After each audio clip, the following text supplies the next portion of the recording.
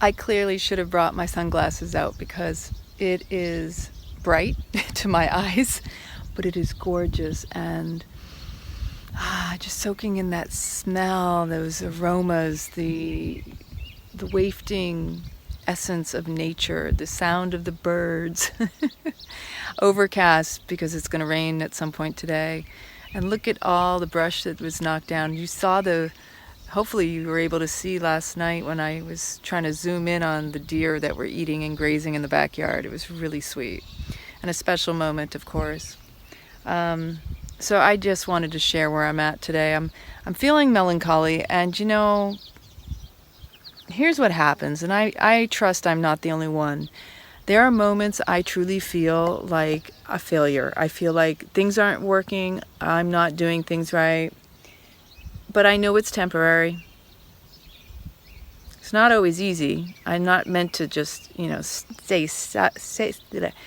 stuck in this feeling. It's just to recognize it. And it's frustrating as my dad getting older, and sometimes he repeats himself, and sometimes he doesn't remember things that he's saying, that he said, or sometimes he gets in a negative spin, and it's really hard for me because I see where the more negative we focus, the more we draw more of that toward us.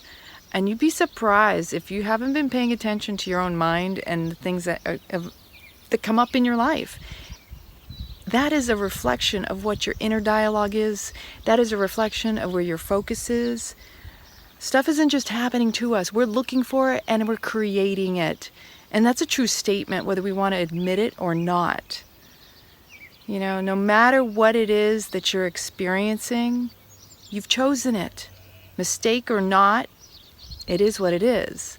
We are all where we're at because of choices we made in our past to bring us to where we are now in this present moment. And it's not meant for you to sit there and blame yourself or shame yourself or even feel bad about it, but just recognize it, because just awareness of it, the recognizing of it, is the opportunity to go, okay, you know what? This is how I feel today. I'm waking up, I'm getting out of bed, and things are going to change. I'm going to shift. Why? Because if I don't shift, nothing around me is going to shift. You can't expect your externals to change your internals. You can change your internals through getting up and going to a different external environment, or looking at your external environment differently, with more gratitude, with more appreciation, with more, wow, this is where I'm at. Thank you. Thank you for showing me where I'm at. Because truly, the now is telling you everything you need to know to decide, to discern, to learn, to grow, to evolve. I'm going through it. I'm not the only one here. I know I'm not alone. I can just say that family is the most provocative, because we want to prove ourselves, don't we? We want to prove ourselves worthy of our family loving us as we are, and not as they've seen us in the past. We want them to look at us and go, look at how far they came. Look at how good they're doing. None of us want to hear, oh, there she is again, or he is. They're still doing the same thing over and over again. Nobody wants to hear that. So why do we do it to one another? Why not hold people where they're at and just love them for who they are? The more you're willing to hold them where they're at, love them where they're at, and how they are and who they are, the more the chance that they will evolve and they will grow into their own. But don't imprison yourself or the people in your life with the old belief and the memories, the melancholy of how things used to be. Because guess what? We all change. We all change. Whether it's been a couple days, a week, a month, a year, or years, to even say something like that person's always been that way. That's an unkindness to yourself and the other person. So let's work on growth. Let's work on giving each other an opportunity to just be. And with that said, it's time to start the morning. I love you all.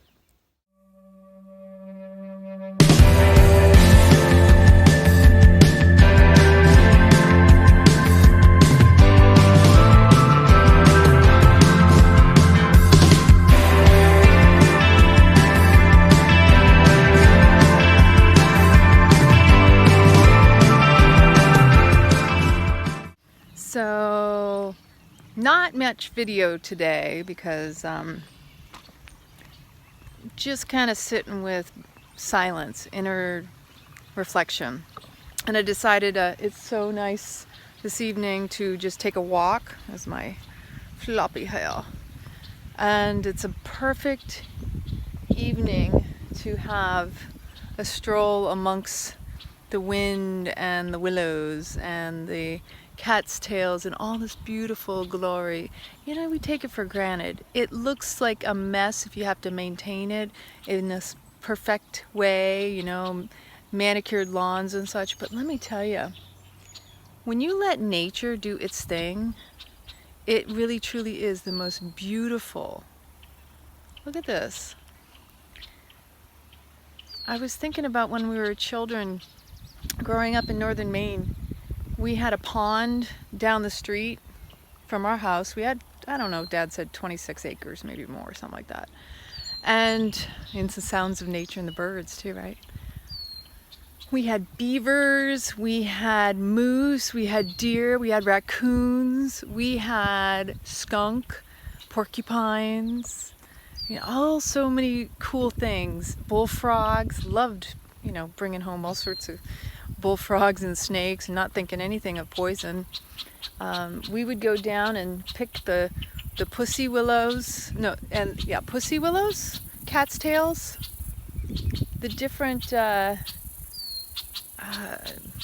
there's a word for it, whatever it's called. If you remember, let me know in the comments.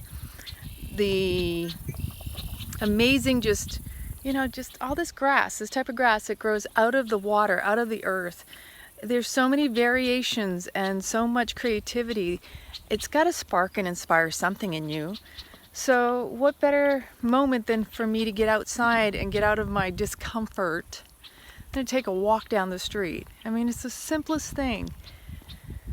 Dad basically hijacked me in the car. We were going to go to the post office and failed to mention we were going to continue from there. So therefore I was not prepared. I had hoped to spend the evening with my sister, since tomorrow night will be my last night and I'll be flying back to my ninja and buddy. And in a way I wish I could stay longer, in another way I'm ready to go home. Mostly because I do get concerned about my dad when he's by himself and how frustrated he gets with his own communication. It's not as obvious and evident. Hey, check it out. There are cars that drive down this way. It's not as obvious to those around you that the internal struggle, the frustration is what is really coming out, because we weren't really raised to understand and be compassionate and to truly look at a person and go, oh, they're not mad at me, they're dealing with their own stuff inside. We're not really there yet. Many of us are working on trying to heal that within ourselves so that we can hold that space for others. So as our parents get older, and I used to joke about this when I was younger, I mean many, many years ago, like when I was in my 20s, I used to joke and say, isn't it ironic, you know, our parents parent us as we're children, but then when we become adults, it's like we become their parents. And I do believe it's a passing and a turning over of roles. I used to joke about it, but you know, it's the truth. Because they took care of us, they brought us into this world. And yeah, we have our issues with our parents, we have our nuances, our parents did the best they could. You know, a lot of us have held on to things and thought, oh, I wish they would have done better. Oh, I still harbor this resentment, this frustration, this issue. How many of you out there can relate to that? So even with my situation, I think I'm really, really like compassionate, because I also understand as the next generation, to harbor any resentment to the past generation is also to harbor resentment toward myself. Because that which we dislike in our parents, our family, our lineage, we need to heal for ourselves. We can't hold on to it, harbor it, and resist it. We have to own it, find our own internal soul's expression of what it was meant to be, because we've all made mistakes along the way. And to hold anybody hostage to a mistake is not giving them the opportunity to grow and the choice to change. Just as ourselves, we need that. We want to go forward in life, not be held back. And so just with family, the healing process has to start with us. As the last generation of our lineage, unless you have children and grandchildren, and even where you're at now, when you know better, you do better. You're obliged. It's a moral obligation that when you see someone else doing something and you go, "Oh, did you see that? That's ridiculous. They should pay more attention." Well, guess what? I was witnessing this today. Guess what? You're the one who recognized it. You're the one who witnessed it. Because the other person didn't witness it doesn't make them wrong. It shows you, if you're willing and open to recognize it, that you were meant to recognize and witness and be the morally high person, not the egoic, "Oh, look at me, better than thou" attitude, but to recognize, wow, how blessed am I that I witnessed and was able to respond instead of reacting, because a lot of times you respond and react at the same time to that car just cut me off. Guess what? If you were the one who recognized that was a potential accident waiting to happen, it isn't, because you stopped it. You're the change you want to be. Now stop reacting and just respond with awareness. Same thing with everything in our lives, with our family, our friends. You can turn around and think everyone else should know better because you do. But guess what? You do know better. It's not about anybody else. That's about you. We're not here to fix the world. We're here to be the best we can be. So you be you and stop trying to point fingers at other people and make them feel guilty or shame or blame. It's not your place. You don't want it done to you. Why would you ever want to do it to other people? It starts with self. Self is where we grow. We don't grow through pointing fingers at other people. We don't grow by being holier than thou. No, we grow when we're present. We're right here in the now. So I'm getting a bellyache. Ugh. And so I continue. My journey is really about finding the compassion within my dad's struggles to communicate, failure to communicate in a lot of cases. It appears that way in my eyes sometimes, but then I have to stop, and like I mentioned and I was expressing earlier, that ultimately I'm more concerned for his mental health. I'm more concerned for his age. I witness him when he drives and repeats himself, and so I want him to be healthy and safe while I'm gone, and when my sister's not available, I want him to be able to enjoy his time up here. The last thing I want to find out is, something happened and nobody was around. He's going to be at his home alone. I mean, yeah, there's neighbors and he's out in the middle of the country. That does concern me, especially as he's gotten older.